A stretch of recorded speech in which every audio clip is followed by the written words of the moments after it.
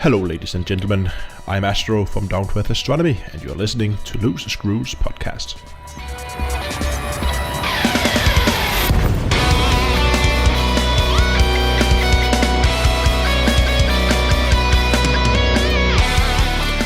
Hey guys, it is August 6th, 2020. This is Loose Screws. I am your host, Ty Worsham, aka Commander Tiervil. I am tired. It has been kind of a rough week. I apologize for not having the enthusiasm, but it has been a long week, even though it's been the same amount of distance around the sun. But anyway, with me this evening is our community manager, Commander Chig. Cheesy Chig, how's it going there, bud? It is going fine and dandy, and yes, I agree. It has been a long week, even though it's been, the same amount of distance around the sun, same number of revolutions of the planet, all that awesome stuff. But yeah, life's busy for those of us still working, I guess. But other than that, life is good. I'm seeing all these people say, "Oh, it's so hard being in quarantine. It's so hard." I'm like, man, when this is all over, I'm gonna need some of you quarantine workers to cover for a couple 3 weeks. Yeah, I have some friends that talk about that too. How they, they're getting stir crazy. I've been at home for too long. I only go out to do this, go do that. I said, I've worked every day for the last 4 months, so go fuck yourself. I mean, I'm sorry, I didn't say that. Now, the flip side of that is that, I don't want to sound unappreciative because there's a lot of people out of work, and it looks like some of those jobs ain't going to be coming back because of economy stuff. So I'm very grateful to have a job. So don't misunderstand me there. But yeah, I could use a little time off, and it's hard to take time off right now because I got people in my office with COVID and they're not able to work, and it's fun stuff. Yeah, normally I've got, a staff of 10 to 12. I've got a staff of 2, including myself right now. And business isn't busy enough to really bring anybody back, but it's busy enough that I'm working, some days 14 hours a day, working 7 days a week. It's just, but that's trying to save a business. You got to get through this and hope that when life returns to normal, if life returns to normal, I still have a job. So, it is what it is. Strange days. I think I had an episode titled that, didn't I? I think I did. Yeah. Anyway. I don't know. I'm still plowing through the old episodes. I've been trying to catch up for the 1 year anniversary that you have coming up. So I've been, listening to the whole back library, and yeah, I haven't gotten to one called Strange Days yet. Yeah. It actually went too long ago. It was right about when this whole virus crap started, and just had a lot of weird stuff going on. And man, I thought we were headed for a lot worse stuff, but thankfully I was wrong. The whole sense of time has gone out the window, since this began. It seems like it was years ago, and it also seems like it was yesterday. It's just, I don't know. The weeks go by and go by, and I mean, Jesus Christ, it's August. Mm-hmm. Yeah, tell me about it. Well, also with us is our, did I just really say our? Like our, yeah. Like our? I don't know. I don't know how the hell I said it. It sounded like redneck as hell in my head, so. Everything you say is redneck as hell in our heads. No. Admiral Hate, how's it going, man? I can agree there's some strange days going on, and my perception of time is no longer as static as it had been. Ugh. And I'm not working. Yeah. I'm not envious, but at the same time, I would appreciate some time off. There's a lot of stuff going on. I could use some cash for sure. I feel you. But at the same time, I'm real happy to be home. Mm-hmm. It's kind of a weird dichotomy thing going on, huh? Yeah.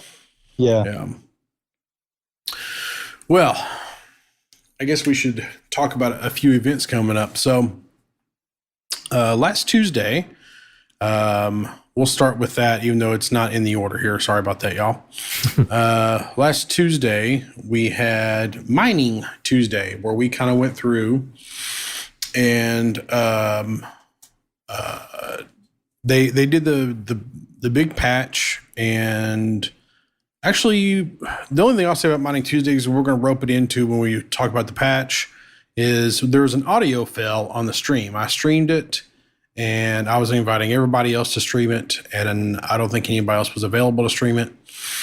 I streamed. And did you stream it? Okay. Twitch channel just to stream. Awesome. Later, our PS4 agent Devolder also streamed. Awesome. Yeah. Speaking of which, I talked with Devo Looter, and he is going to be on the 1 year anniversary show. But the audio fail. We'll just jump right into that because NVIDIA RTX can kiss my ass. So I had this software a few months ago, I think, like in early beta access, and I had all kinds of issues with it, so I uninstalled it. And then a few weeks ago, we were in a conversation with it, and it was like, hey, you should really do this again, Ty. You got that 2080 Ti card. You should really do that. Hey, you're right. I should do that. So I installed it, got it going again. Things were going good. And the son of a bitch in software completely crashed, like right as the stream started last week. And the best part about it didn't even tell me. There was nothing that was telling me that it was crashing. There was no little alert. There was no TSR glowing thing at the bottom. Nothing. So yeah, good on you, NVIDIA RTX. Good on you. Well, first off, for people who don't know what RTX sound is, it's a program that does noise cancellation. It works amazingly well when it works. Agreed. I mean, my clickety-clack keyboard, you won't hear it if it's working and everything else. I've quit using it because ever since I got a new microphone, RTX voice quit working. It just didn't want to work any longer, and I don't know why. When I jump between using one mic or the other, it just wouldn't transfer back and forth. Well, it wouldn't transfer one way, and then the other side quit working. So if I'm using my headset, it wouldn't work. If I'm using my microphone, my good microphone, it doesn't work. And I don't know what's going on with it. So I quit using it recently too. But as I said earlier, I mean, it's technically still in beta. So they're still working out bugs. Hopefully it gets better. Dubs is still, it works great for him. Do you remember when he used to be on and you'd hear his wife in the background, his kids, his dogs, everything going on. It was hustle and bustle behind him. You don't hear anything behind him anymore. No, you're right. And here's the thing. I'm over here irritated about it. But at the same time, NVIDIA historically does really good work on their software. They've had some misses. If we're going to be real here, their software does really good, but they've had some misses. They've had some bugs. They've had some security issues. But by and large, I would say they do a great job on their software. I would say that their software probably puts them ahead of AMD because if you're going to compare like cards, hardware-wise, just hardware-wise, like a 1660 is really close to I can't think of the AMD card that's close to it. Is it the 580? I think it's the 580. Yeah, I don't know. Yeah. Anyway, whatever AMD card is actually equivalent to the 1660, that's the one. Like if you just compare hardware wise, they're really close, guys. But NVIDIA software wins. However, NVIDIA RTX sound really needs to get on the ball. There's people I've talked to who are having no issues out of it, like Dubs. Chig's having some issues. I'm having some issues. I know a couple of other people I work with are having some issues with it. So it honestly feels like it's kind of a crapshoot.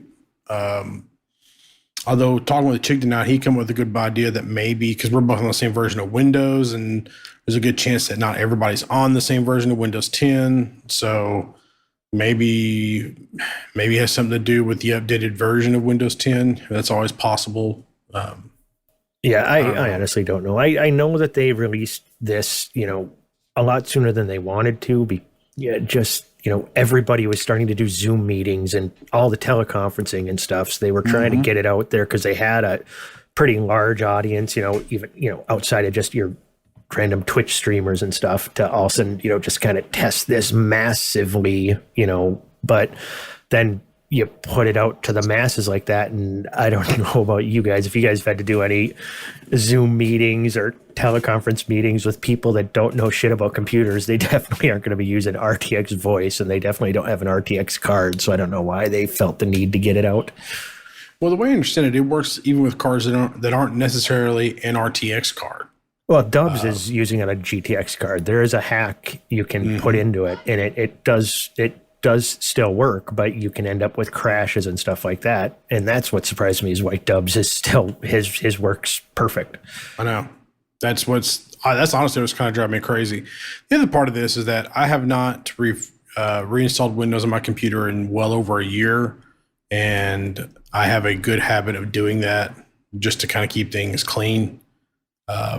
Because as you overwrite Windows with updates and stuff, eventually you just end up with some issues, and you're always better off doing a fresh reinstall of everything. So I'm still kicking around. That might be what I decide to do Saturday. I always dread it, but then it ends up taking 2 or 3 hours, and I always really enjoy it afterwards. So, one of those things. Yeah, you're a nerd. Yeah, I know. So anyway, the stream is still up. If you want to go about 30, 45 minutes in, it's still up on the YouTube, and I think it's on Twitch. About 30, 45 minutes in, the audio starts. And that's when you'll hear everybody in Discord talking kind of all of a sudden. Sorry about the audio issue. Hopefully we won't have that issue for next Tuesday. Because next Tuesday. Well, let's mention this event just one more time real quick, because it was mining, and it was cool because there were 12, 14 of us all mining in different parts of the ring, and something happened that I had never had happen before. I bumped into an asteroid that was already cracked open and void opals flying around. And I'm like, what is going on? And I come up to this asteroid, and all of a sudden my limpets start collecting the void opals. And I'm like, where is the pilot? And I'm kind of flying around, and here Ty had cracked the asteroid and must have went AFK for a couple minutes. And I stole all of his void opals. Now it wasn't an intentional theft. I just was like, what are these signals over here? And I flew over there, and you've got collector limpets deployed, but what are the frickin' odds? Hotspots are frickin' huge that I bump into you randomly in the ring. Yeah, that was actually kind of crazy. And man, I had to go take a dump. So what I did was, I'm going to tell you what was going on. I had to go take a dump. I ain't going to sit here and lie to you, but so I cracked the asteroid, and I was like, all right, collect your limpets, do your thing. I'll be back in a minute. So I get it, go away. And then when I got done dumping, I don't know, somebody in the house needed me for something, was asking me a question or something. So, but then we get in a conversation about whatever it was. I can't remember what it was now. And then I come back, and then I see this asshole python right in front of me, twisting around. I'm like, what is even going on here? Because I purposely parked myself inside of the split for two reasons. One, to get the chunks easier for the collector limpets, and two, because it lowers your signature in case someone sees you. Because it puts your heat at 1 or 0%.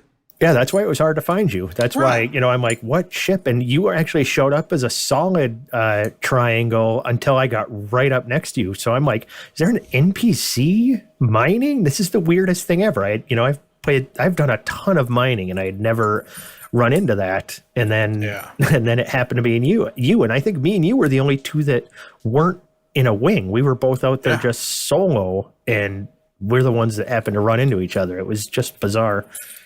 It was awesome. It was actually really cool. And if you really kind of sit down and thought about like the sheer number of things that had to happen, number one, we both decided to mine the same void opal hotspot, which we kind of agreed to do anyway. So you could kind of take that out of the equation. Yeah.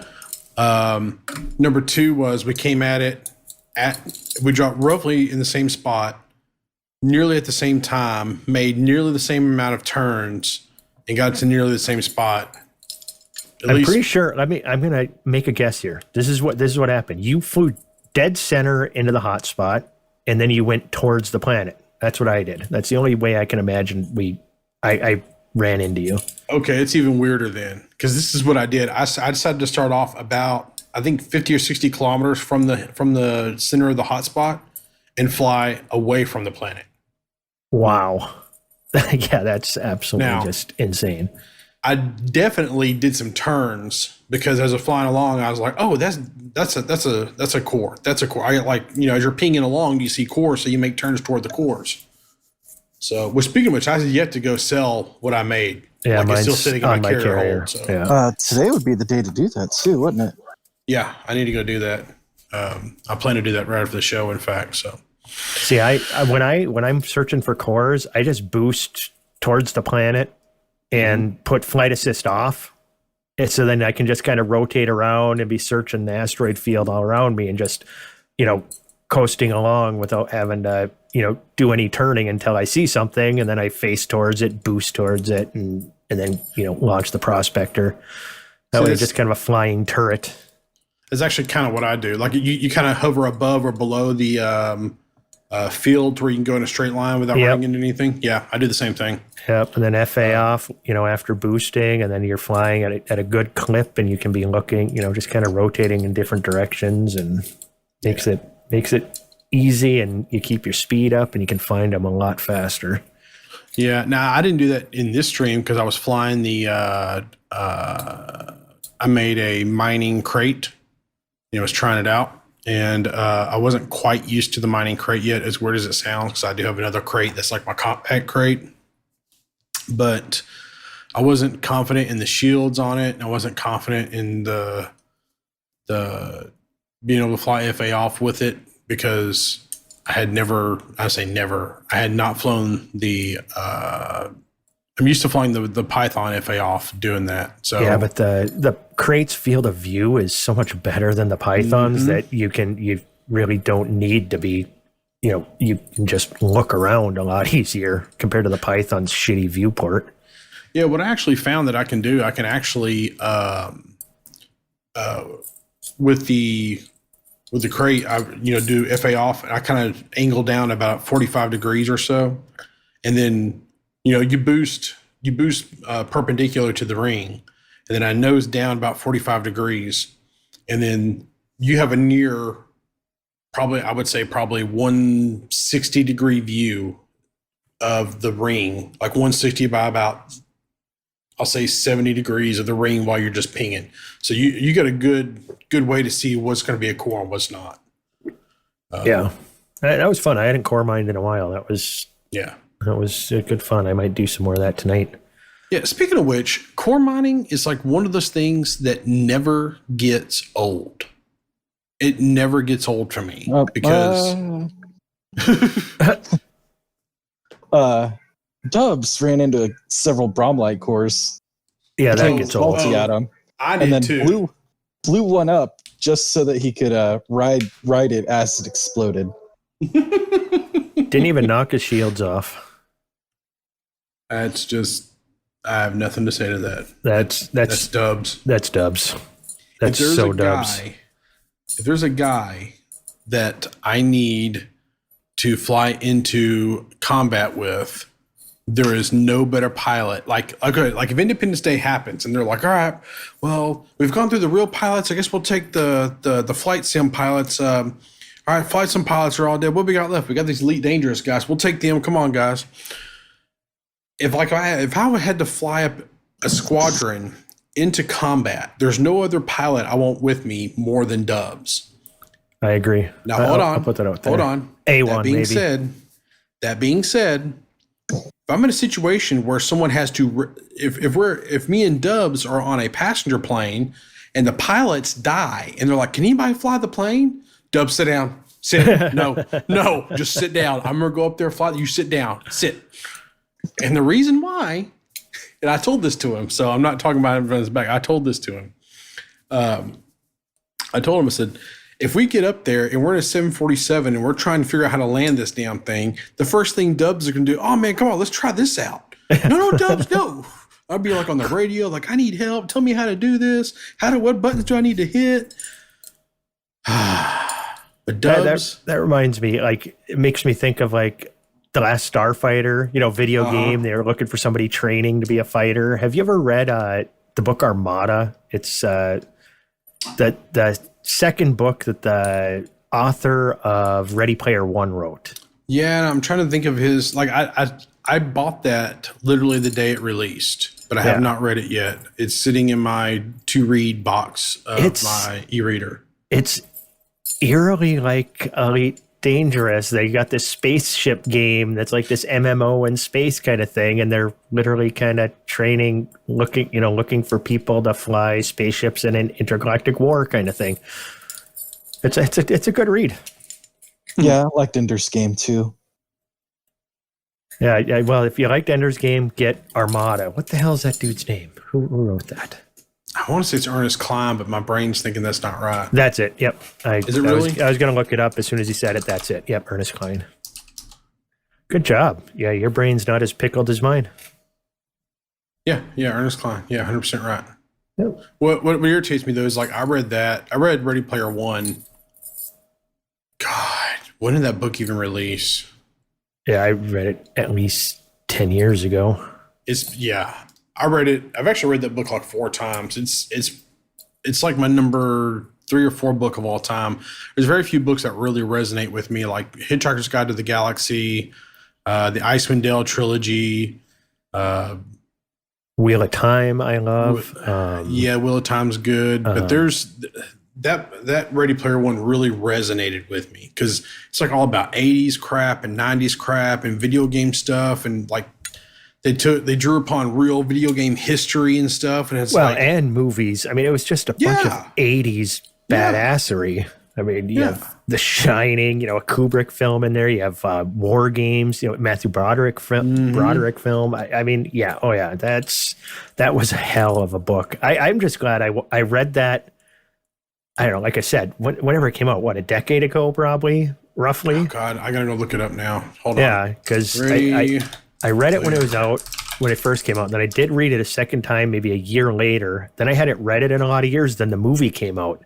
And I think I had just enough memory of the book go away that I could really, really enjoy the movie without comparing, directly. When you read a book right before the movie, it always ruins it. Okay. Wikipedia has it as August 16th, 2011.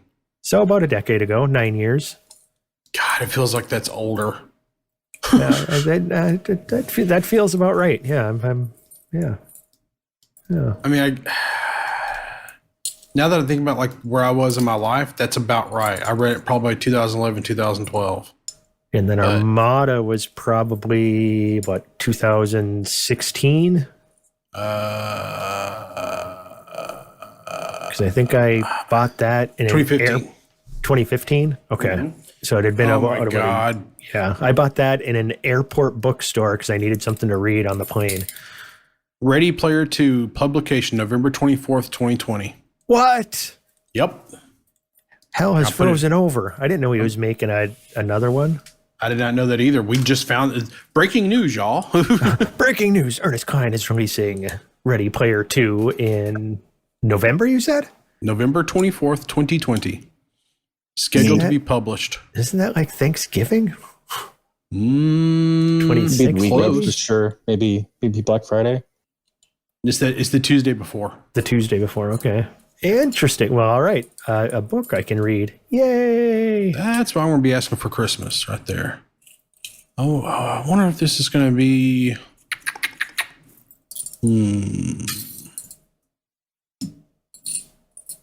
I'd like to know if this is going to be, like I said, in the same kind of universe, or it's going to be he's going to do something different with it. I don't know. That's what I was wondering, because a big beauty of Ready Player One is it was a nice, neat package. It was this great story with a final conclusion. Everything was just good. It wasn't a movie that I ever even thought. I'm like, man, I wish there was a sequel. So I'm kind of curious where it's going to go.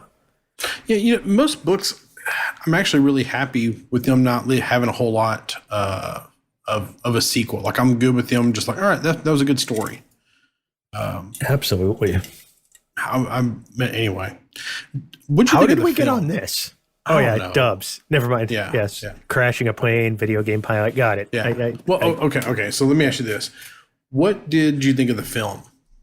I enjoyed it. Like I said, I saw it enough years after that I read the book that there wasn't the expectations, and I wasn't waiting for specific scenes. It's just I knew basically what it was, but wasn't married to it. You had read the book 4 times, so I'm sure it was probably disappointing for you.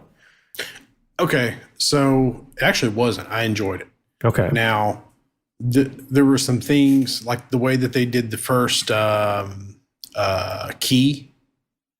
Like in the movie, it was a race, and you had to beat the monkey, whatever, beat Kong. Yeah, Donkey Kong, or yeah. So you had to beat him. Now, I liked that, but Spielberg said one of the main reasons they changed that was because you can't So in the book, the way you get the key is that he had to play. God, what was it? Was it Joust? Sounds right. Like I said, it's been a long time. Yeah, I think it was Joust. He had to play like an arcade Joust game. He had to play with like the Skeleton King guy. And guys, it's been a little bit since I read this, so if I'm telling this story wrong, correct me, but don't kill me. So don't kill me. Anyway, and if you haven't read this book, little spoilers, but it's early in the book, so it's not a huge spoiler. And if you haven't read this book, oh my God, go read this book. You're all nerds. You should we're all space nerds. This is right up your alley. Go read this. Should be required reading for sure. Yeah. Anyway, so he has to play like the old arcade Joust, and then at some point he says, "Hey, let me switch. Let me play player 2," and then he wins. And apparently that was the key to winning. Well, I get, Spielberg said, showing that in film is really boring. And apparently they even did some test videos of it to try to figure out some way to get it cool, but they couldn't figure out a way to get it interesting. So they decided to change the script to make it a race. And Ernest Cline was happy about it. And he was actually involved in the script.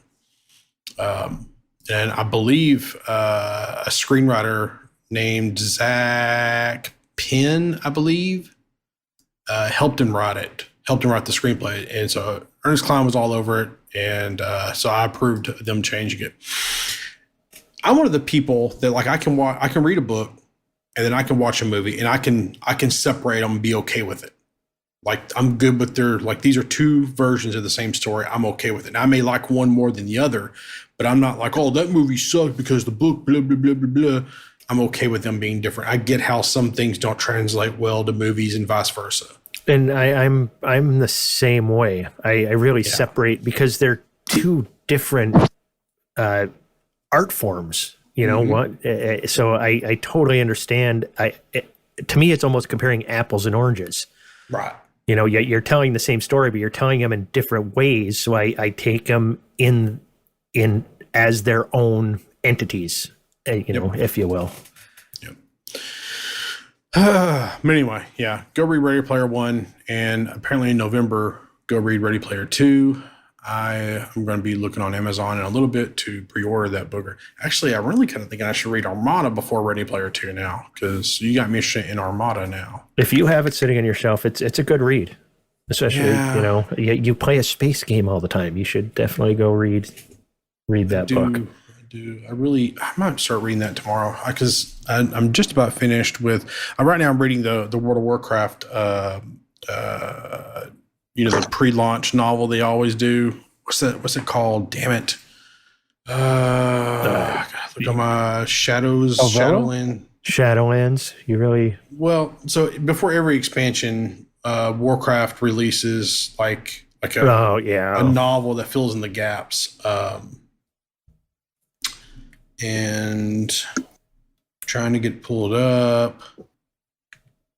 Shadows Rising. That's what it's called. Madeline Rowe wrote this one, and I'm going to be honest with you guys. I'm not the biggest fan of this novel. I'm almost finished with it. It's been kind of a sludge to work through, but I don't want to not read it.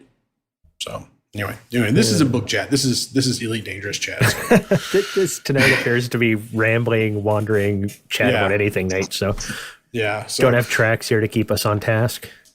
Well, I mean, so I've been very busy at work. I had some trouble putting the notes together this week because of issues and timing and other stuff. So they were kind of thrown together at the last minute. So sorry about that. But anyway, 1 year anniversary on August 27th, which is 3 weeks from today, is the 1 year anniversary of Loose Screws. Actually, technically, it's August 23rd, but that's a Sunday. I'm not going to do a episode on Sunday. We're going to do it the 27th. I thought about doing it the Thursday before, but there were some scheduling things there. But anyway, so I have been talking with Dravenos, and he's going to be on that show. Kai's going to be on that show. Devo Luder's going to be on that show. And even Derek, who does tone control with Trax, which you can check out at jntrax.com.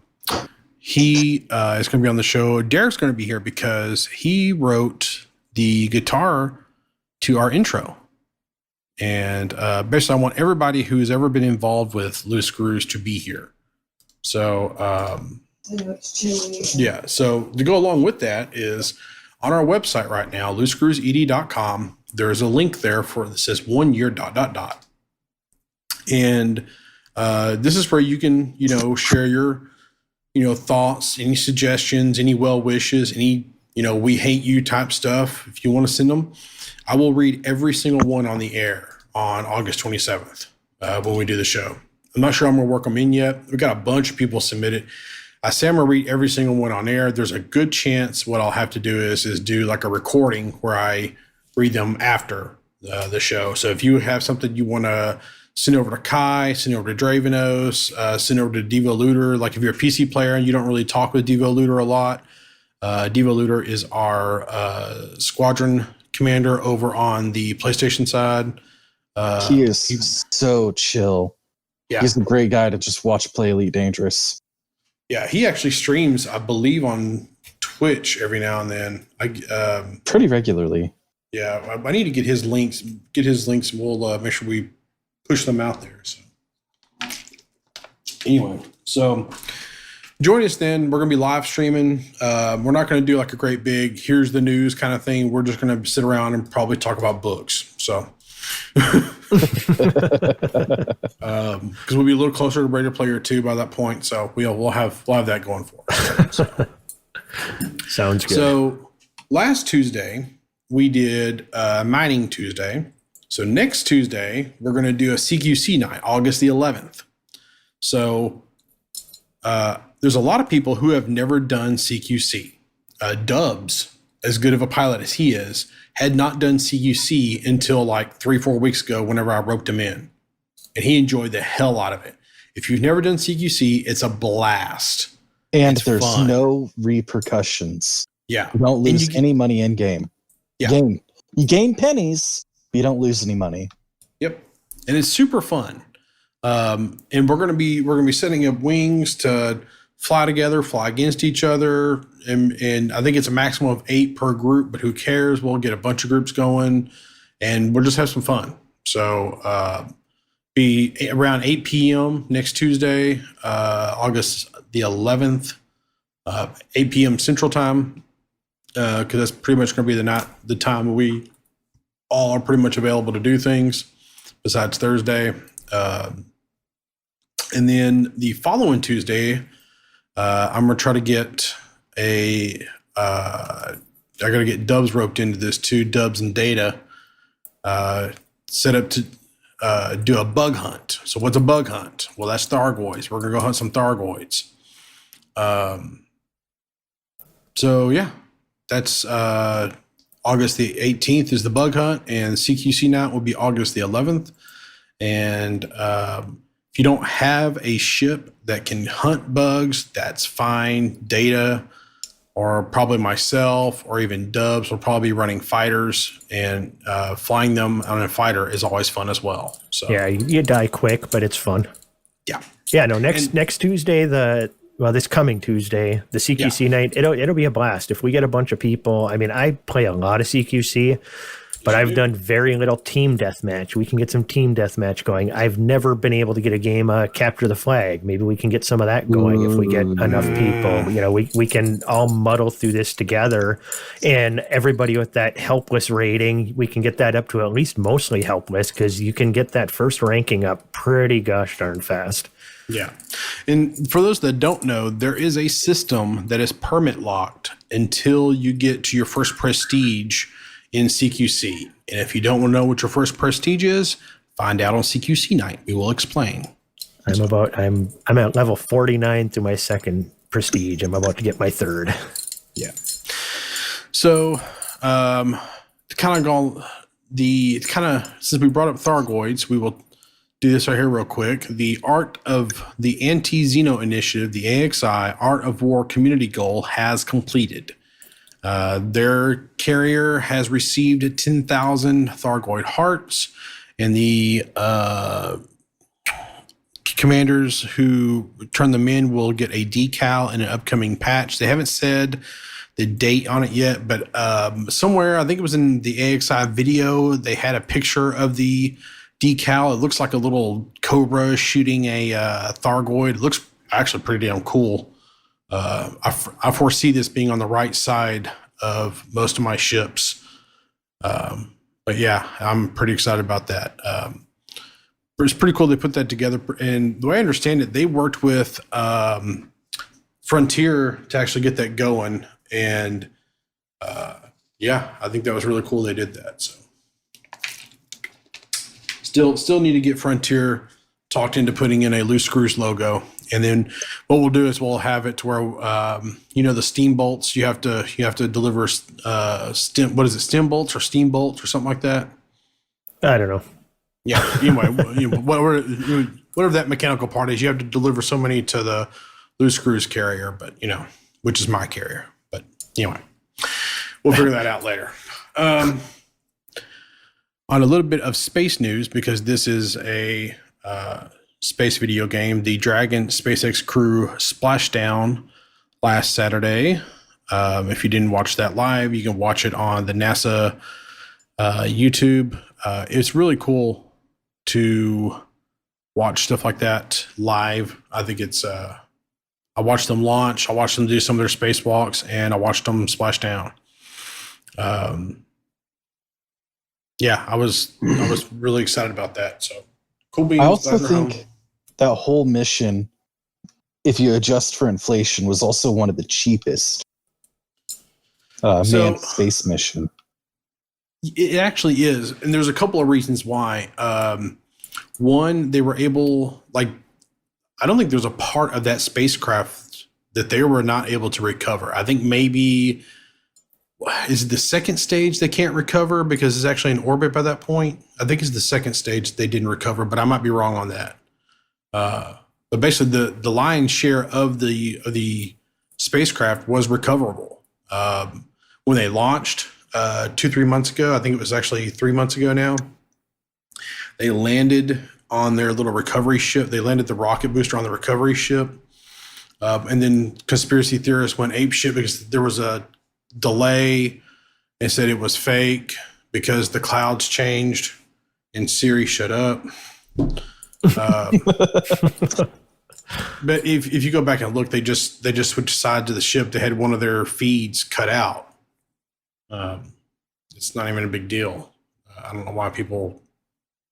I don't know. I can't stand. I believe in Bigfoot, and I'm not the big conspiracy theorist guy, but I believe in Bigfoot. So take that with what you want.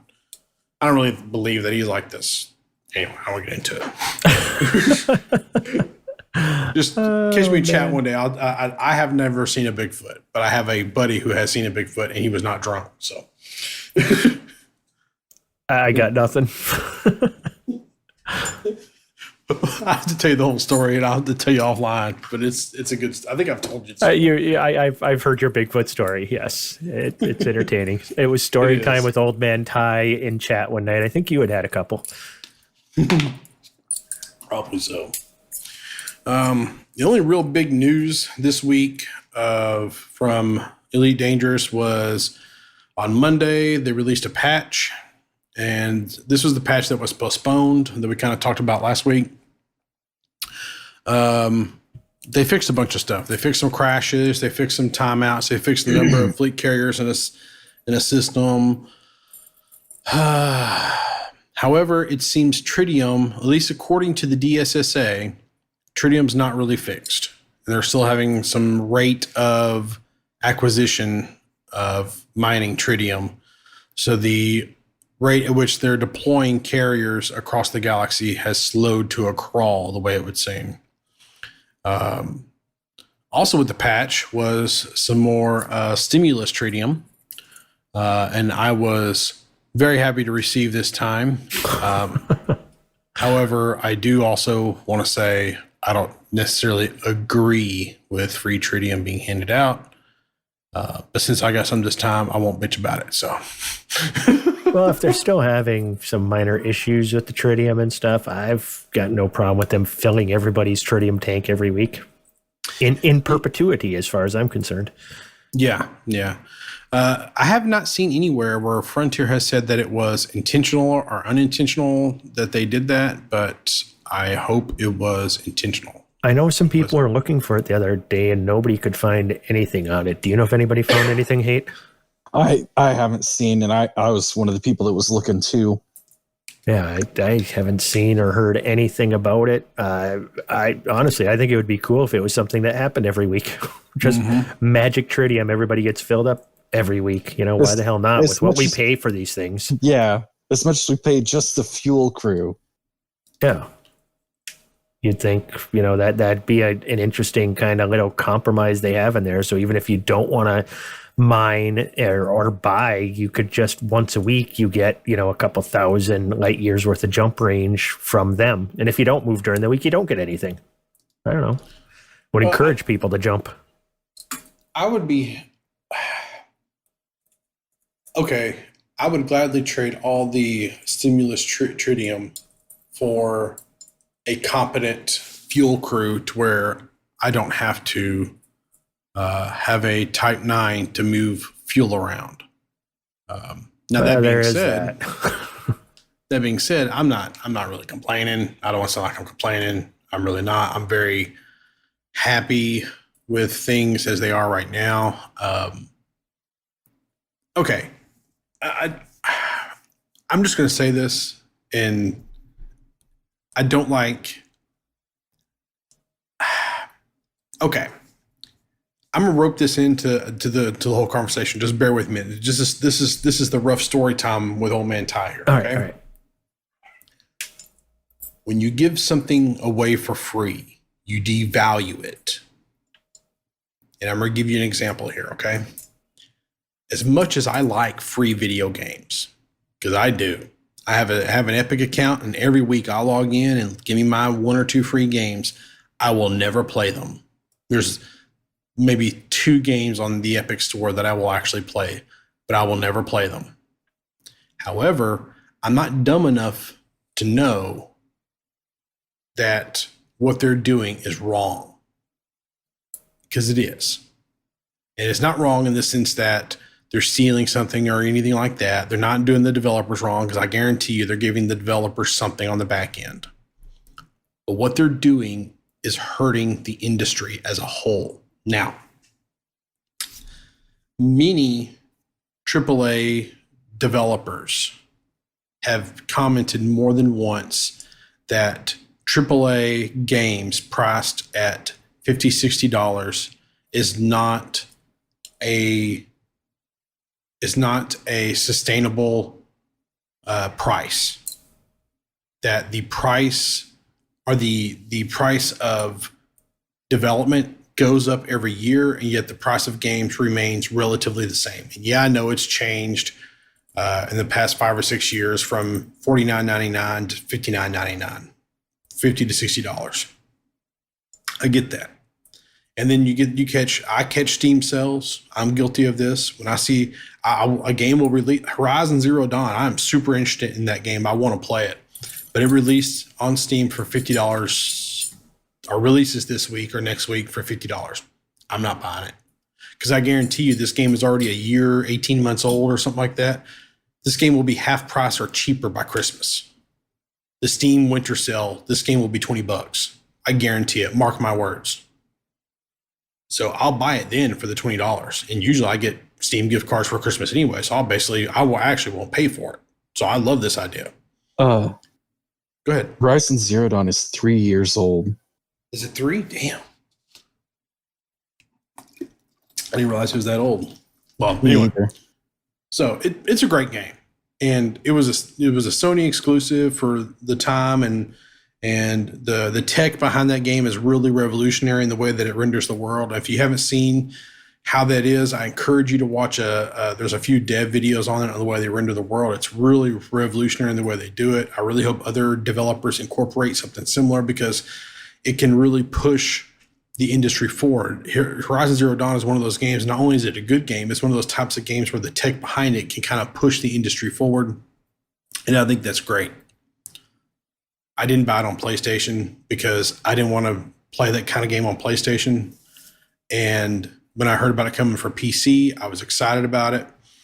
And but when I heard it was $50, I was like, I'll wait, because it's not going anywhere. It's going to be on Steam at least for 2 or 3 years, and I guarantee you this game will be $20, $25 by Christmas, and I'll pay for it then. Now, I say all this, but I also know the finances and the mechanics behind video games. And the fact of the matter is that AAA development like that is unsustainable at $50, $60. It just is. And without getting into the actual numbers and nuts and bolts of things, I get that. Epic does nothing to help that scenario, because when you give away something for free, you devalue what it is. Well, you can say that, but that there can be an argument had, especially on an older game. It gets it some free publicity, which then some people play the game, they try it, they like it, they tell their friends, "Oh my God, this game is great," and then their friends go out and buy it.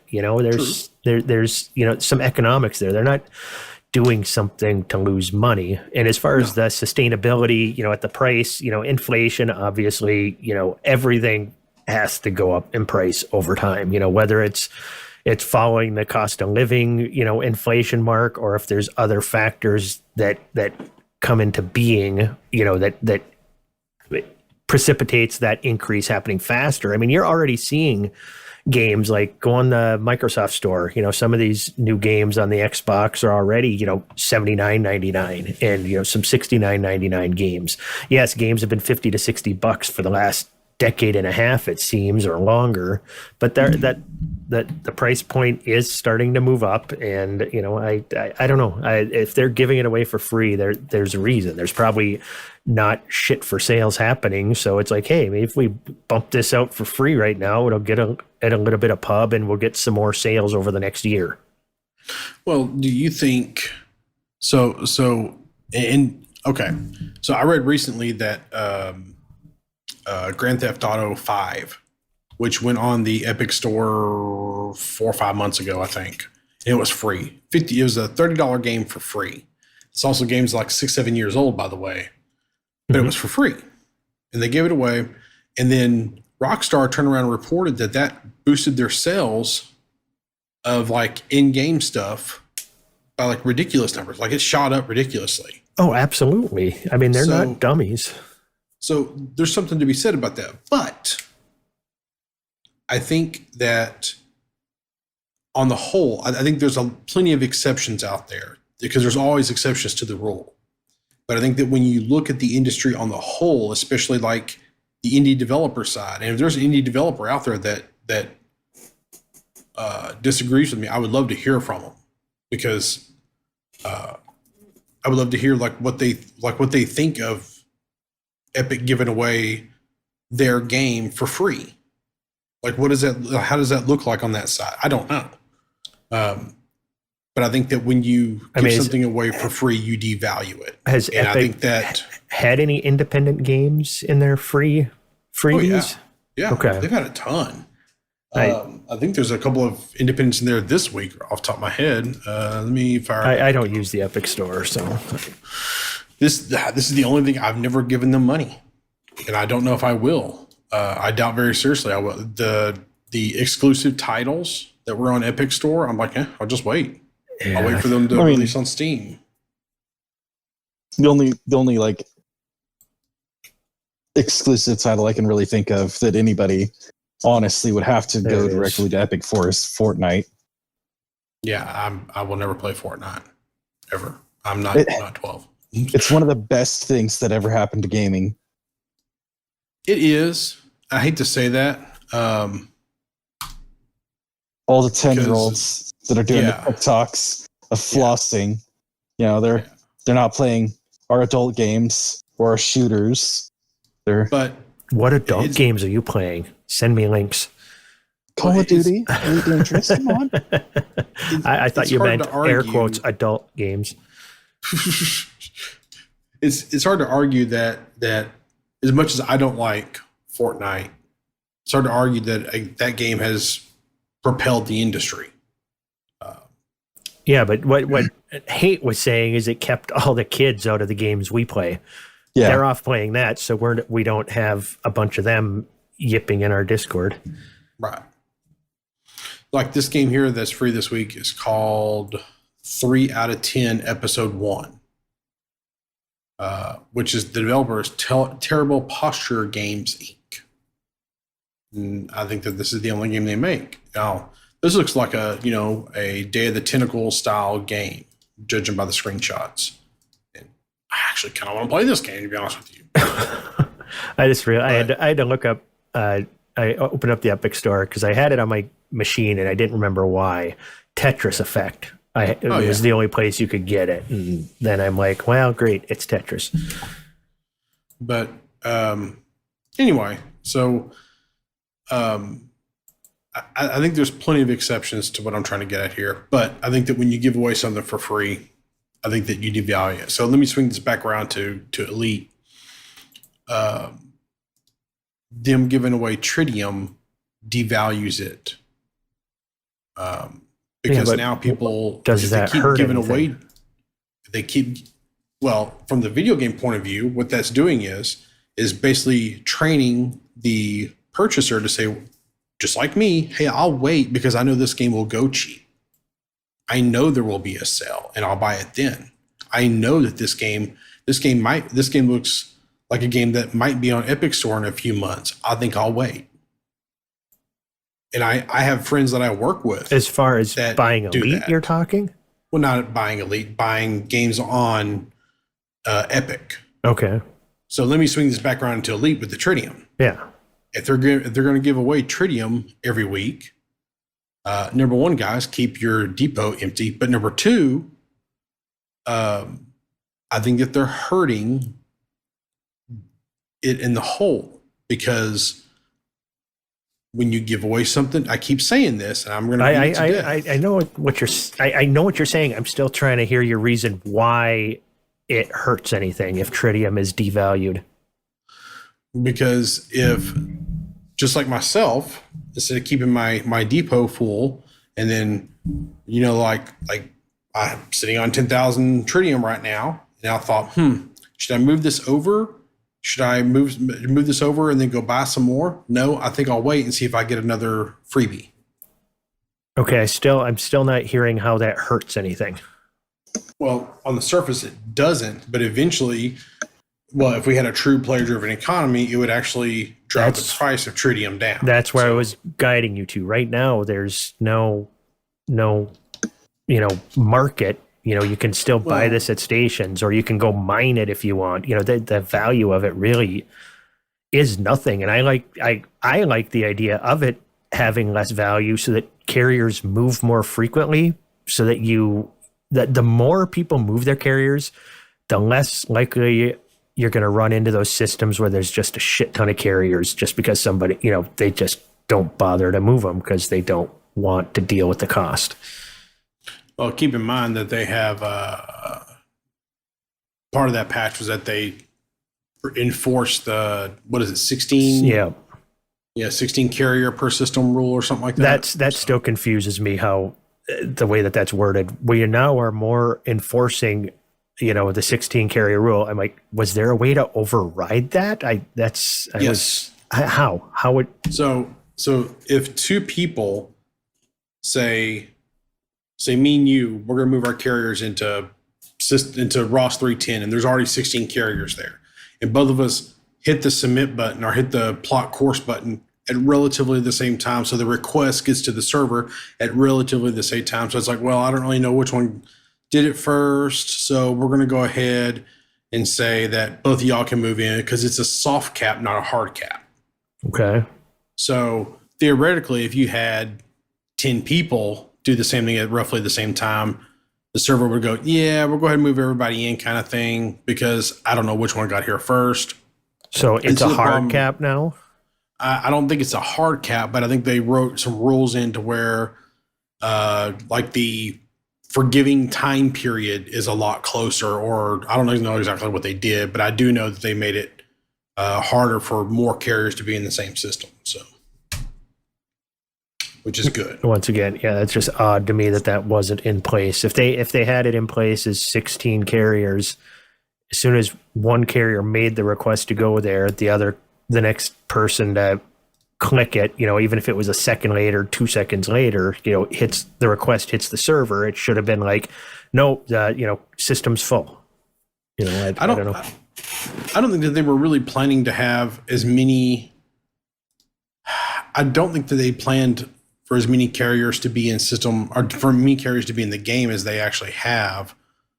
I think that kind of shocked them a little bit. And number two, I don't think that they planned for as many carriers to be in the same system. I think they kind of saw that as them being more spread out instead of being concentrated. I think they were a little shocked by the response. So, or the way that people were using them. Yeah. Speaking of that, has anybody had any orange sidewinders since the patch? During the mining event and yesterday while we were doing group bounty hunting, we had a couple. Okay, so they haven't fully resolved that one yet. Well, and I don't think they will completely fix it, but because that's just like a timeout thing. So, but while we were doing the group bounty hunting, there was only 2 fleet carriers in system. So yeah, there were 5. Oh, yeah, group bounty hunting. Never mind. During the mining, there was 5. Yeah, there were only 6 even, but I think we had less during the mining. Than mine was there. Mine was there. Data's was there. Mine was there. Trax's was there. I think mine Dubs was there. Okay. Dubs did show up for a while. Yeah. So we had about 6 or 7 carriers in system. So anyway, Chick Chat.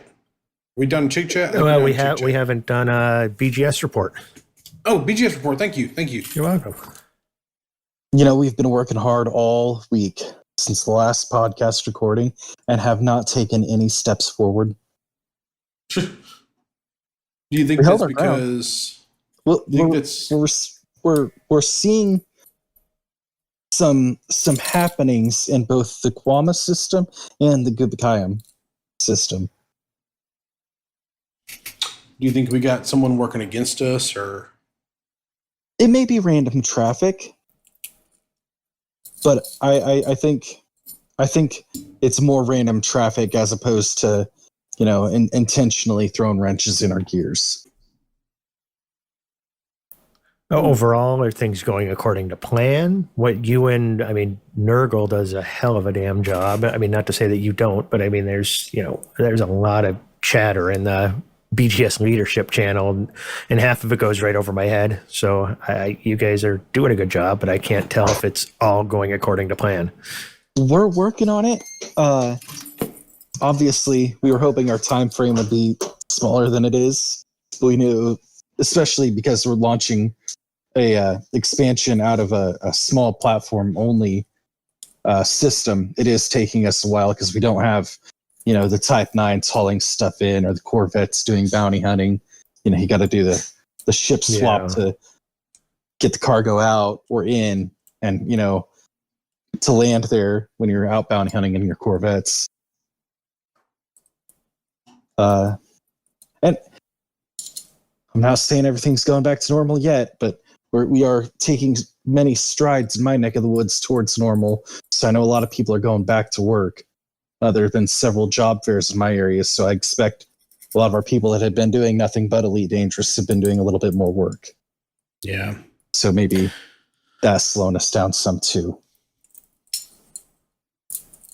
Gotcha. Yeah, there's a lot of things that are like virus related. I feel like that people are trying to get back to normal, and I don't know, like here in Texas, we're seeing like a big flare up of the virus. I feel like more people around me are having it than were having it when it was at its prime. But I think that I don't think politicians want to use the term second wave, but I think that we're going to have to call it a second wave here, at least here in Texas at this point. So,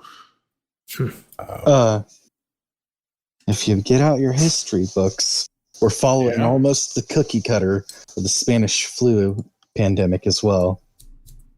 Oh, wow. Yeah, I was aware of the Spanish flu, but I know next to, I know 1918, 1920, somewhere around there. That's about all I know about it. So I'm not a Spanish flu history guy. All right. Y'all ready for this? Oh, yeah. Yes. All right. So since Trax is not here to do the intro to Chick Chat, I figured I would sing it. Oh, God. It's Chick Chat. Yeah, that's a fact. It's Chick Chat. Where the cheese at? Very nice. You didn't do that here at Loose Screws. screws. We Never in in a a sentence in a was a preposition. Very nice. That was well done, guys. Yeah, Ty, that one's going to haunt you for years, I think. I hope that Trax does something interesting with that for the 1 year anniversary. So do I. I was trying to get the beat of it in my head. I'm like, it's Chig Chat, and I couldn't remember it after that. That's good that you had the whole thing down. That's funny stuff. Oh my God! All right, Chig Chat tonight. What am I going to talk about? I'm actually just going to touch base on just some new stuff. We used to always do the Discord shout outs and stuff like that. And we've kind of gotten away from that. So, I'm not going to get totally back into that, but what I've noticed, I've gotten some PMs, DMs. Like I said, I never know what to call those anymore. You damn kids and your little acronyms. But I've gotten some DMs from people, asking, they've obviously gotten Discord set up, and then they ask me, it's like, well, what happens in your Discord and stuff like that. And it made me realize, our audience, we cater to a lot of newer players. We do some deep dive into stuff, but very recently, we've had a lot of really new players come on. And the mining event the other night, that was a lot of people's first time mining, and it was fun to get them some credits and teach them how to do stuff. But I remember when I, first started listening to the podcasts, when I was first starting to play, Lave Radio was out. This was before this podcast even existed. And I'd be listening and they'd be talking about stuff, and they'd, be, going on about the BGS. And for the longest time, I thought BGS and Power Play were the same thing. I didn't even know what BGS stood for. Now, background simulation. Oh, I got it. And that's how you're manipulating stations and systems and doing all this stuff that I played the game a year, had no idea that players were even affecting stuff like that. And it blew my mind. And then we've got, what's that? So much. We affect so much stuff. I know. And if you're just playing solo and going about your own business, you have no idea that any of that stuff is going on. And, we even have, new players that, might not even know what Discord is. We're always telling people to come join the Discord. I had a friend listen to the podcast, because I was in it, when we were camping, and I'm like, yeah, we've got a Discord bot. He goes, what the hell's a Discord? And being a friend of mine, I'm like, Google it, dumbass. But, I don't want to tell, newbie listeners that, you can say that to a friend. But I mean, honestly, a Discord is basically just a big chat room. And there's voice channels, there's text channels, there's all kinds of stuff. Basically, you build a tiny little community, and it's where we hang out. And, we're always inviting people, and just know you can come. You never have to jump in voice if you don't want to. You're more than welcome to jump in voice if you want to. You can just come creep and see what our guys are talking about. See what, is happening with Discord. See what's happening with, BGS orders, our events going on. We have people from other Discords posting, the events that they have going on, and, they'll link to their Discords. And, there's just so much little stuff that, you really miss out in this game if you're not a part of a community. And I'm not saying you have to come join ours or you're not going to have fun, but we're as good a place to start as any, because whether you've been playing forever, we've got A1. Dude knows more about this game than any human being should know. And then we've got people who are literally in their first 5 hours of the game on our Discord. So, we run the entire gambit.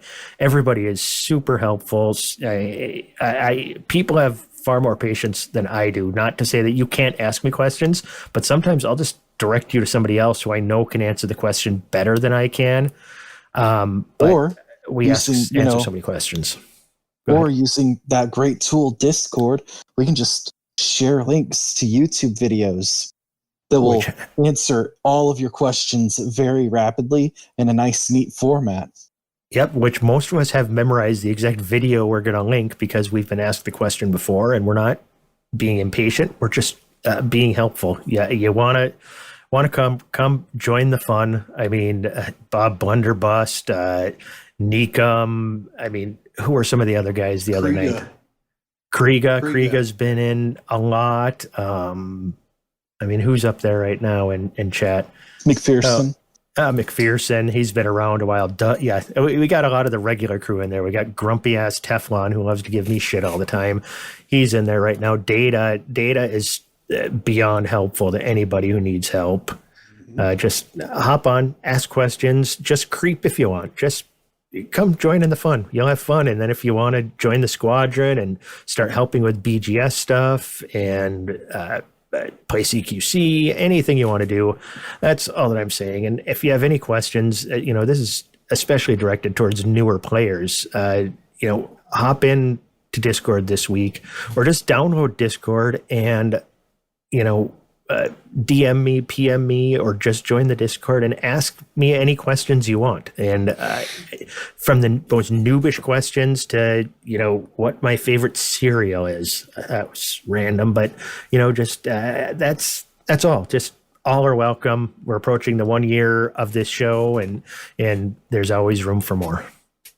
So the other thing about that is, number one, somewhere out there is and I cannot figure out where the hell it's at, but there is so when I first made the Discord, I made a link that directly puts you into the voice channel, which was a mistake because I did not mean to do that.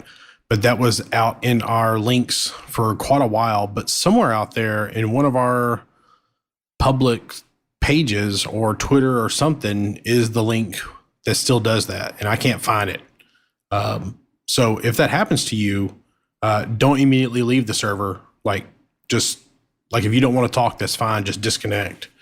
Like leave the voice chat, but just be aware that it's unintentional. We're not, trying to sneak on you. I just didn't know what the hell I was doing when I made it. So yeah, that does happen. We get somebody who just joins the server and all of a sudden they're in the voice chat randomly, and that can be a bit jarring. So yeah, if you're trying to just a creep and that's the link you get, just click the hashtag general right above the general chat that you're in, and you'll disconnect voice. Sorry. Yeah. You got to disconnect voice. It's a little hang up button, and a lot of people just join it through on their phone app. That's fine. The reason why we talk so much about joining the Discord is because between Twitter, emails, messages on the website, direct messages in Discord, it's hard to keep it all organized. So having Discord puts it all in one spot for us and just makes it easier. So that's why I always tell people, best way to reach me is on the Discord. And I'll respond to everybody. I may not respond in time or with the answer you want. Because if I start grappling about, price of video games, which I'm sure I'll hear about,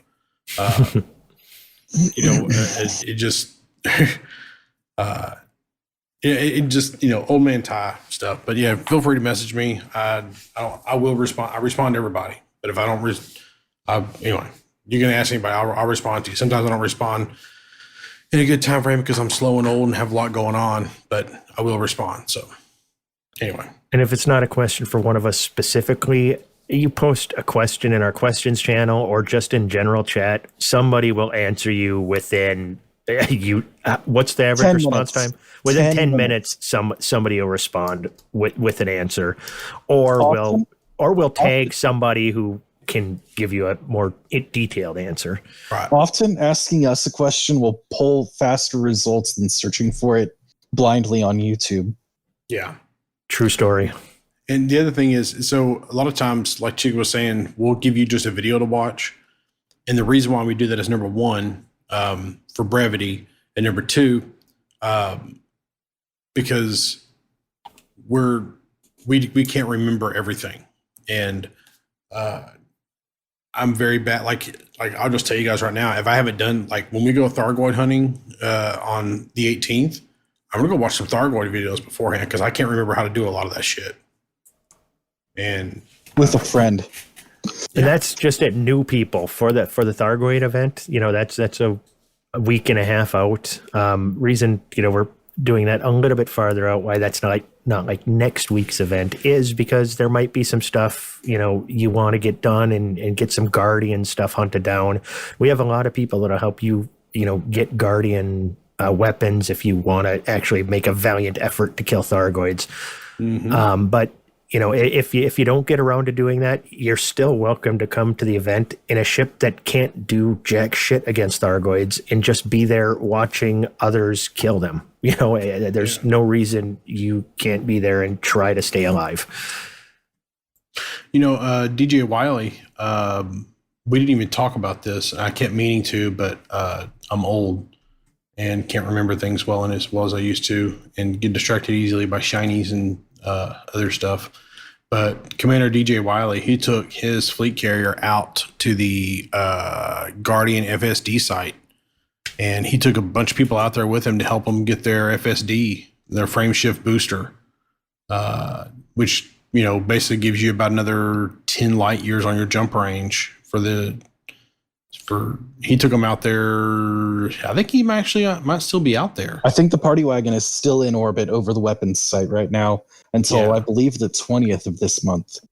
Yeah. And that's another very helpful member of the community, DJ Wiley. He's always doing stuff like that. He's active in multiple Discords and has been a great friend of the show for goddamn ever. Yeah. He actually wrote a very good what he wants to see Elite do back in like January, and I read it over 2 or 3 episodes because it was very well written and very well thought out. It's just one of those I didn't want to just give a small portion of the show to. So he must have wrote it in regular English, not English simplified. You see, the reason why we don't talk about it, and the reason why it kind of slipped my mind is because I see him in the morning and we record in the evening because of the time difference. So, yeah, maybe I need to start like see what I need is I need like a European substation is what I need, y'all. I like when I hop on in the morning and there's already like, I don't know, 50 to 100 responses on Discord because the English crowd started talking and Grover Kiwi's in there, our New Zealand guy, and they're having a whole conversation while I'm sound asleep in my bed. Yep. There's several Kiwis and at least one Australian. Yep. Yeah, we have quite the international group. That German guy, he's real chill. It was a ton of fun mining with him. Who is the German guy? What's his name? Hans Dieter. Yeah. Yep. He was mining with us last night, I think. So. He actually gave us some feedback in the events channel. He normally hates mining, but doing it in a wing is a whole different animal, and it is a ton more fun and way more lucrative. Yeah. It was fun. Everything in this game is more fun with your friends. I mean, often more profitable. And often more profitable, for sure. And let me say this. I've played this game for 6 years. I've played this game since launch day. I don't know if it's actually been 6 years yet, but I've played this game since launch day. Let me say that I have not enjoyed, that's not the right term. I have not played in a group until I started a podcast. And that's when I started playing it open. That's when I started playing with groups. And this game is a lot more fun with friends. I mean, I moved from my secondary drive to my primary drive when I started playing with friends because it became my primary game, which sounds a little weird because I play a bunch of different games, Shaw, but it was a secondary game until I decided to make a podcast about it. And now it's my primary game. Well, I always played solo, did my, trip to Sagae and Colonian solo, unlocked all my engineers in solo, did all of those things in solo. And then I joined the Discord here, and now I never go into solo. I'm always in open. I never played CQC until I was in this Discord and decided to give that a try. I never did Thargoid hunting until I was in this Discord, and a group was going out and doing it, so went out and did that.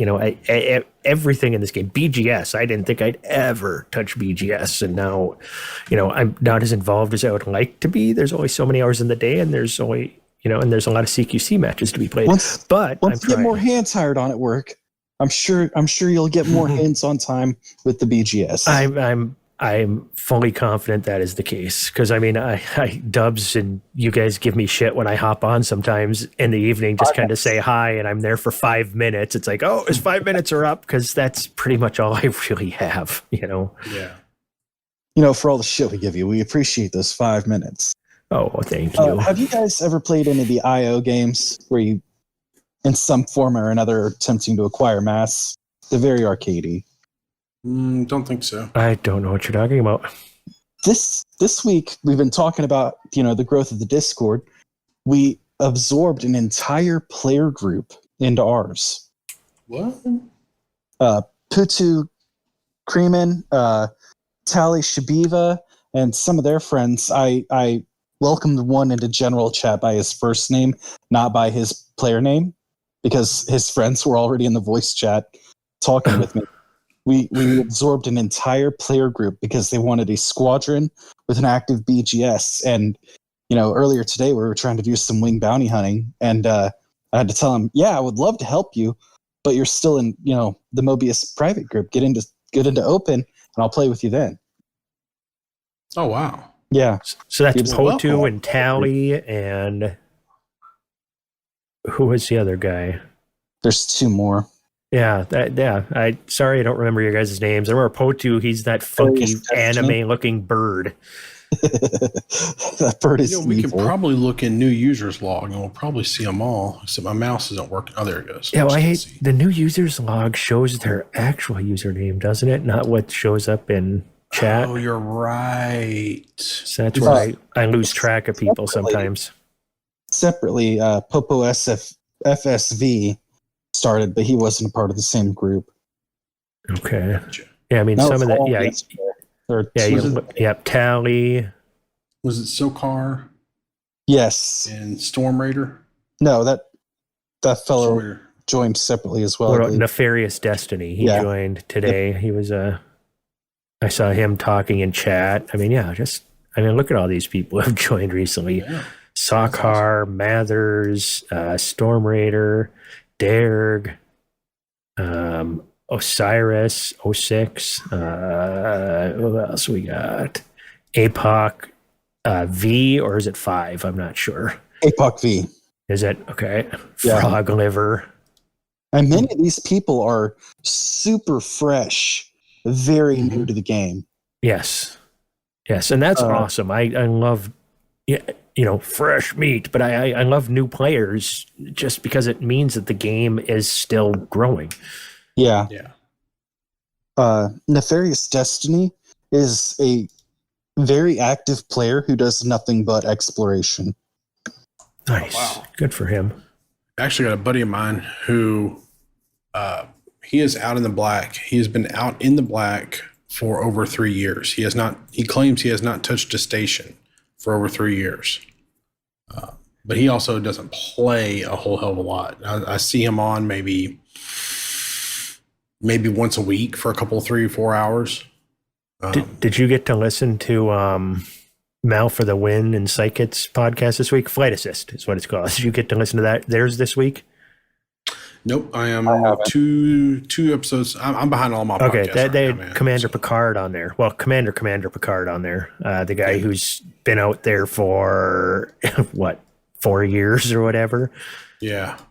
Just going everywhere, has not died. And yeah, he's been deep out in the black. I'll be curious how much exploration data he has when he finally decides to turn it in. You found Raxla. It was in Picard's database the whole time. All right. Anyway, so one thing did you have a Chig Chat question for the week? No, it was just that. Come to the channel and ask me questions, and I'll point you in the right direction. Or if you had, anything anybody's curious about. I just wanted to touch base on that. I was more just chatting rather than random open question. Right. All right. So right now we're starting kind of a 3-part series of discussion topics where we're going to talk about the 3 races, the Guardians, the Thargoids, and the humans. So this week we're going to talk about the Guardians. Now we're not doing history or anything like that. If you want to read the history of the Guardians, Wikipedia's got a pretty good page. Canon's website has a pretty good page of the history of the Guardians. So this week I want to talk about what could FDev do with the Guardians now? Where do we go with their story with Odyssey? Are there more Guardian sites out there, or have we found everything? That's kind of my 3 big questions. And next week we're going to talk about the Thargoids, and the following week, which will be right before the 1 year, we will talk about humans and basically power play.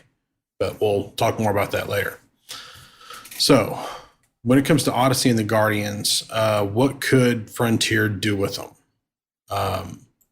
The obvious idea in my head is maybe they're not all dead.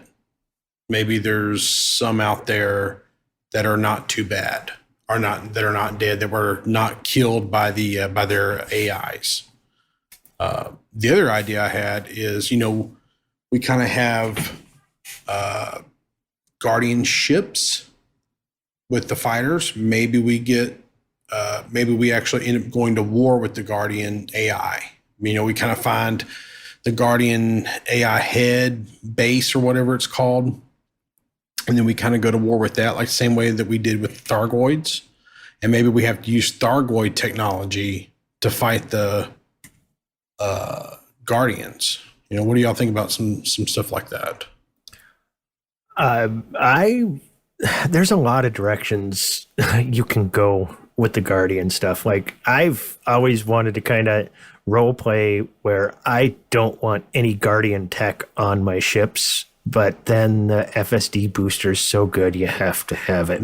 But just from a a headcanon standpoint, I mean, their AI ended up destroying their entire civilization because, did the whole iRobot thing. The only way to protect you all is to, destroy you all. It's a terrifying prospect. And that's what they did. And now mankind seems to be going down that same road, technology taking off super fast, instantaneous communication across space. We're going that route where, I don't know, I think it'd be a neat twist if also the Guardian tech started messing with our ships and stuff where we had to actually get rid of it because that's their AI coming back to attack us now and try to take over. That's a twist. Yeah. New UA bombs for fleet carriers would be awesome. Oh, that's a cool idea. That's a really cool idea. What you think, hey? Slightly off topic. According to the Terminator series, Skynet starts this month. So yeah, AI. We also, have this really cool expansion coming out, hopefully early January, where we're going to be able to land on atmospheric planets. Well, I got high hopes for finding more biological sites. New Guardian ruins. New's not the right word. Fresh to the player base Guardian ruins. Well, I'd like is if we're going to be able to explore more planets, especially on foot, is hopefully they've got some more puzzles like the Guardian sites were, where you open up, and we acquired the plans, but what would be cool is if we found a site with, the monoliths and everything else, and it opened up and there was like a hangar bay, and all of a sudden we had, instead of just Guardian fighters, like Guardian ships that we could now unlock and fly. There's a lot of little stuff you could do with it. You think that, because the thought I had was like, what if we get like some, well, we already know that like cyborgs exist in this game with like the story behind Jacques. Jacques. Yep. Yeah. It'd be kind of cool to see like some maybe Guardian nano machine tech type stuff. I don't know. I don't know. By the way, August 29th is Judgment Day. So, and I celebrate it every year because T2, baby, T2. That was the best Terminator. I don't care what anybody says. Oh, absolutely. Duh. Yeah, the first one wasn't bad, but I've watched the first one recently. It's not that good. It's not. It's like a 6. It's definitely becoming dated. Yeah. And actually, if you watch T2, there's things about that movie that, I love that movie and think it's great. There's things about that movie I think are just meh. And I don't know. Anyway. Like I don't get the whole thing about we went off to great big tangent. The thing with we haven't really seen what they're going to do with or if they're going to do anything regarding the sites with the Guardians. Like, are we going to be able to walk around them completely in Odyssey? Is there going to be more to explore? We're going to be able to like open up doors and actually go underground to these sites. Is there going to be something like that?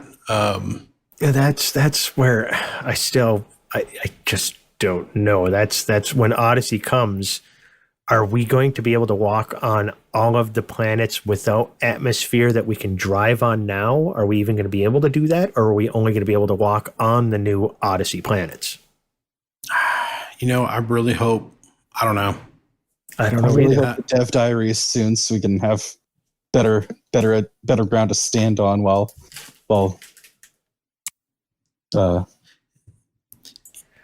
yeah, definitely. It'll be nice to have more information this month. I mean, the dev diary probably end of next week, early the week after, and then we've got rumors of a big trailer or something dropping at the end of the month. Well, okay. So let me break this down real quick. So number one, Gamescom is this month. Gamescom runs, I believe, the 25th through the 28th of this month. Now, here's the thing on this. Before virus, before COVID, the original Gamescom date was like the 16th through the 20th or something like that. It was the week before. I still think that, so if you rewind the clock back to Horizons, the first expansion, that was when Elite dropped. Gamescom was where they dropped the news of the expansion. And then the Horizon update, I'm sorry, the, not Horizon update, help me. What was after Horizons? Not the Beyond. Yeah. Yeah, thank you. With the Beyond update was done at Gamescom. That was announced right at Gamescom. Now we had like a little trailer with LaveCon beforehand, but we had the big one right along. I don't think it was announced at Gamescom, but it was announced right along with Gamescom. I think there's a lot of things people saying that they're going to announce it at Gamescom this year. Gamescom is digital this year. So I don't know exactly, like I have not seen like a vendor list or however they want to do it. But I think that they will announce something or I think they'll announce it before Gamescom, to be honest with you. I think they'll announce it. I think that we'll get it by the 15th through the 20th, somewhere around that date.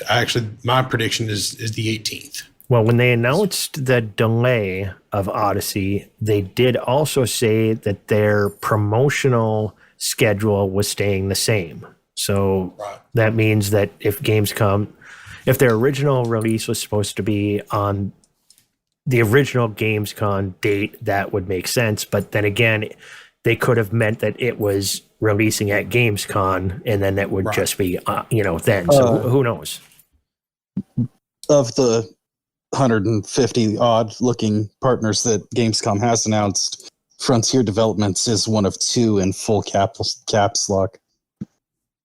So, yeah, well, I guess that pretty much seals the deal. That's when we'll get it.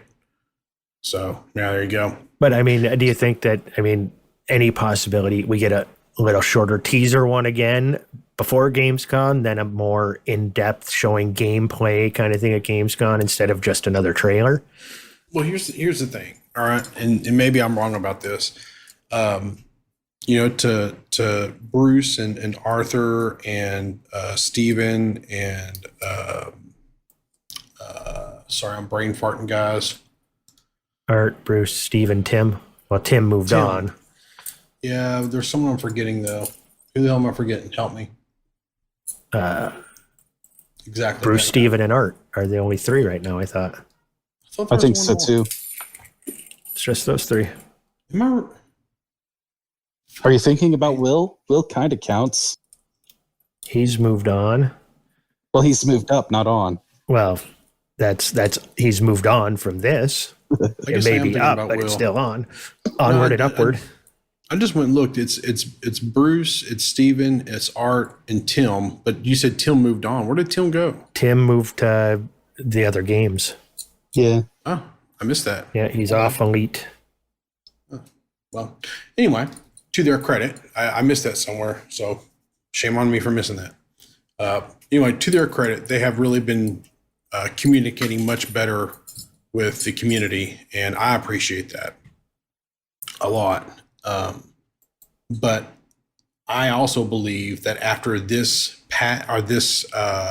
announcement, like the big announcement in August, the big reveal video of all the features and stuff, I think that we're going to get a dev dive right after that. And I think they're going to go dark for 3 or 4 months. And the reason I say that is because I think they're going to be working with their heads down, getting feedback, feeding it to developers, making adjustments to their final versions of things. And then I think we'll get another dev diary probably in October, November. And then there'll be nothing until release. And I think that we'll get a release in February, March. Don't it's just give you the math on that, or? Sure, go ahead. Okay, David Braben, during one of his I saw that. I know where you're driving. Go ahead. The people that pay him meetings said that the product was going to be finished sometime between Christmas and January 14th. He might not get a release that early, but the product should be finished by then. He didn't say it that specifically. I thought he said it's pushed back a few weeks rather than months. He literally said January 14th. As the latest for the product to be finished. All right. So Still not a release, but for him to keep on that is currently the projection. Yeah, I've heard that speculation a lot. There's some theories out there that this is going to be out early, mid to late January at the latest is what some people are guessing. Our good buddy Kai Zen, he's pretty convinced that this game is going to be out earlier rather than later.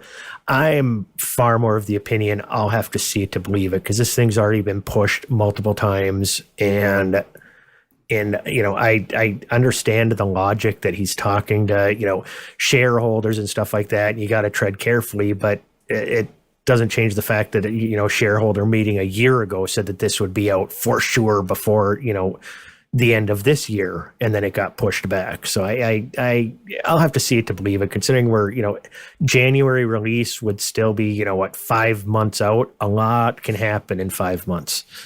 He also, as a part of the business plan, has announced that it's going to be before the end of Q1, and some companies Q1 doesn't start until like the second week of February. So he has until the second week of May. Mm-hmm.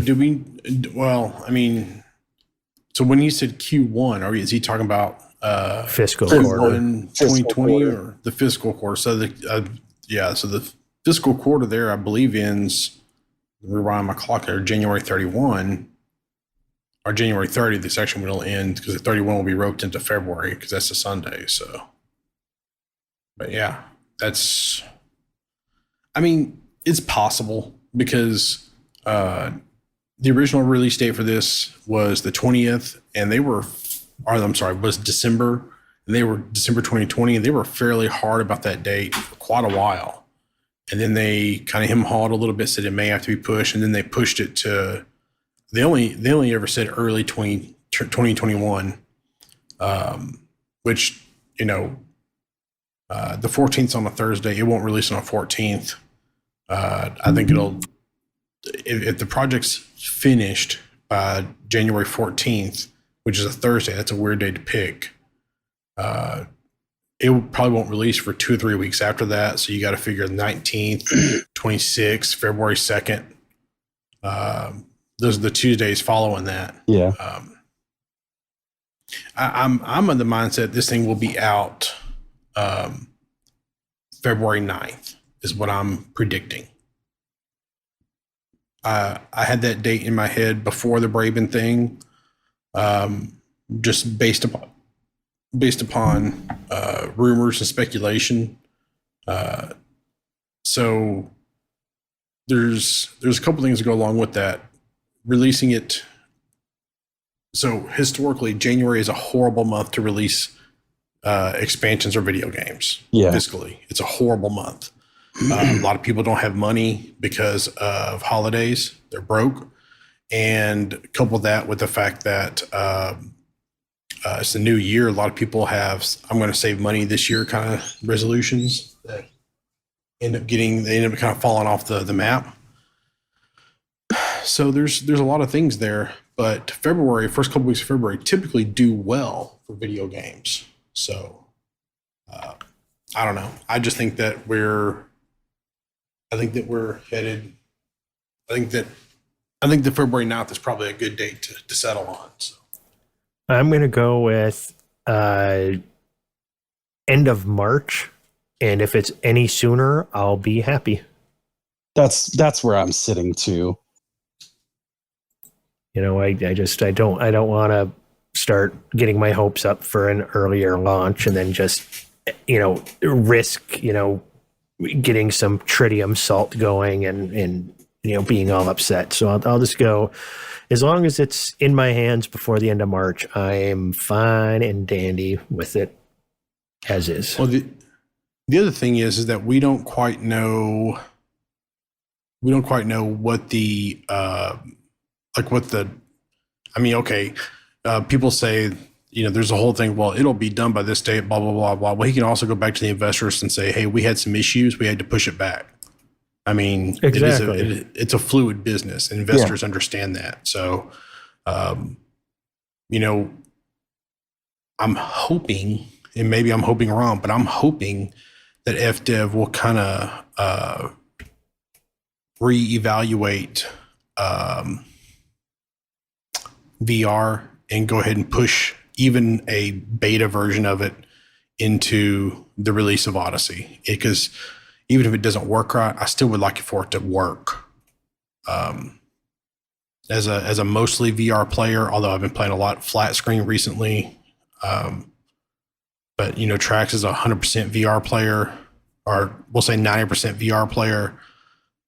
It would be nice for them to even a broken beta version. I would still appreciate for them to say, okay, yeah, we know it's broken, we're going to fix it, kind of thing. I feel like if it releases without VR, that's going to be.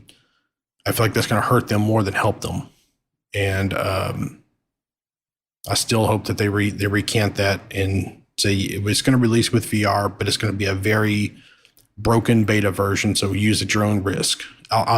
Okay, I'm cool. I'm down for that. But anyway, I'm still hoping that even if it pushes it back a month for them to, get that in a rough beta release, I'd be okay with that. Anyway, that's just my 2 cents. Yeah, I'm with you. I hope it comes out sooner rather than later, and I hope that it comes out. We've speculated so much. I'm more waiting for just the next trailer or the dev diary. There's news coming this month. We know we're getting news because they said we were going to get news sometime this month. So let's see what that has to say, and if we're going to get more bad news like VR is not included or something else, or you're not going to be able to do this or you're going to be able to do this. I'm just cautiously optimistic we're going to get some news. It's going to be like, oh my God, I can't wait. So I'm just going to sit back, watch, and fly my spaceship in the meantime. All right, I think that's going to be about it, guys. Because we're coming up, and I've got other things I need to go work on real quick before I go to bed. Anyway, check out our website at loosescrewsed.com. That's where you can find all of our ways to talk to us, email us, message us. Again, the Discord is always the best way. If you like, I hate even asking for this, but I need to ask for this because it does help the show. If you like our show, please, you listen to it on YouTube, please like and subscribe it. If you really like our show, go on iTunes and give us a 5-star review. Those things really go a long way to grow our show and help the community out. I am Commander Tyrville, Ty Worsham. You can reach me at the Twitter handle Tyrville, or on Discord. Trax, who's usually here, he's a real life audio engineer. He's got a podcast called Tone Control. Check it out at jntrax.com. Hey, you got any last squadron orders, buddy? There's lots of things to do in the Standing Orders channel on Discord. Come see it. Come hit us up. Come talk with us in the general chat. Cool. Chig, cheese us out, man.